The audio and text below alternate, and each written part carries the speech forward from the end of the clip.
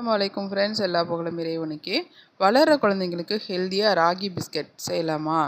ஒரு பவுலில் அரை கப்பு நாட்டு சர்க்கரை எடுத்திருக்கேன். அது கூட அரை கப்பு பசு நெய் எடுத்திருக்கேன். இது நல்லா விஸ்க் வச்சு நல்லா மிக்ஸ் பண்ணிக்கலாம். இந்த சர்க்கரை இதில் நல்லா மெல்ட் ஆகணும். இதில் 1 டீஸ்பூன் அளவுக்கு வெண்ணிலா எசன்ஸ் சேர்த்துட்டு, அரை கப் அளவுக்கு ராகி மாவு, அரை கப்பு கோதுமை மாவு, 1 table spoon cocoa powder, 1 teaspoon baking powder சேர்த்துட்டு மிக்ஸ் பண்ணிக்கலாம்.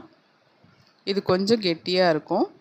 அதனால் கொஞ்சமாக பால் ஊற்றி கலந்துக்கலாம். ஒரு 3 டேபிள் ஸ்பூன் அளவுக்கு தேவைப்படும். இந்த சமயத்தில் கையால் வச்சு நல்லா பிசைஞ்சு கொடுத்துக்கோங்க. இந்த மாதிரி கெட்டியாக இருக்கணும். மெஷர்மெண்ட்காக ஒரு ஸ்பூன் வச்சு அதில் மாவு எடுத்துக்கோங்க. அப்போ தான் பிஸ்கட் எல்லாமே ஒரே ஈவனாக குக் ஆகி வரும். இல்லைனா ஒன்று தீஞ்சு போய் ஒன்று வேகாமல் இருக்கும். இந்த மாதிரி உருட்டி எடுத்துட்டு கையில் வச்சு நல்லா தட்டி எடுத்துக்கோங்க. கடையில் வாங்குகிற பிஸ்கட் மாதிரியே வேணும் அப்படிங்கிறதுனால நான் ஃபோர்க் வச்சு ஒரு டிசைன் கொடுத்துக்கிறேன். அவ்வளோதான். ப்ரீ ஹீட் பண்ண ஓவனில் 180 டிகிரியில் ஒரு 15 நிமிஷம் வச்சு எடுத்திங்கன்னா ராகி பிஸ்கட் ரெடி ஆகிடும். அவ்வளோதான். தேங்க்ஸ் ஃபார் வாட்சிங்.